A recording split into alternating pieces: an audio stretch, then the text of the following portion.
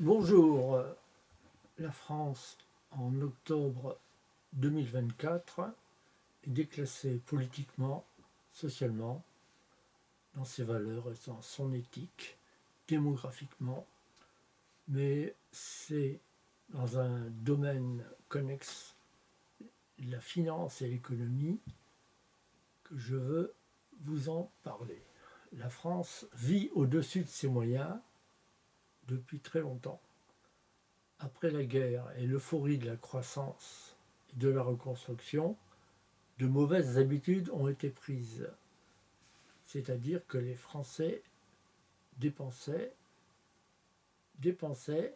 il y avait un déficit, mais le déficit était nettoyé, mis à jour tous les 2 ou 3 ans par une dévaluation.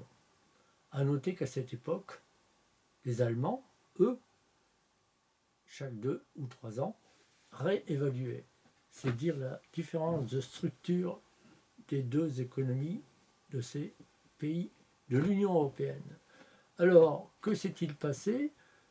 À un moment donné, il y a eu une monnaie commune, c'est l'euro. Eh bien, l'euro a masqué ce problème de vie au-dessus de ses moyens. Pourquoi? Parce que les pays du Nord qui maintiennent une certaine valeur à cet euro, eh bien, ont accepté que des pays comme la France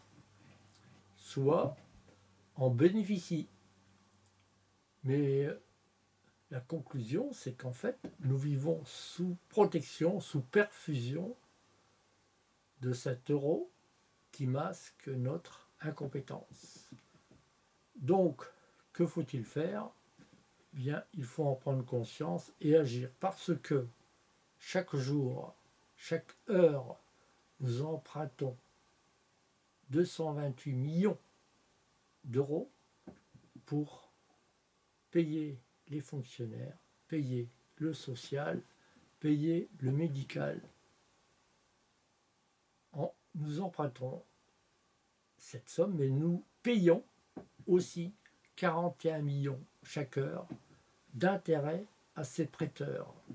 Cette situation perdure jusqu'à ce que la confiance des emprunteurs, qui sont très variés, qui sont pour beaucoup étrangers, nous font confiance. Et le prix de la confiance, ça s'appelle un taux d'intérêt. Et le taux d'intérêt augmente et il peut augmenter drastiquement n'importe quand.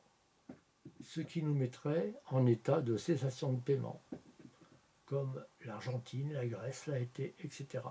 Donc, la situation est grave, non, elle est catastrophique. Donc, soyez-en informés et demandez aux hommes politiques, aux médias, de ne pas dire n'importe quoi à ce sujet. Merci.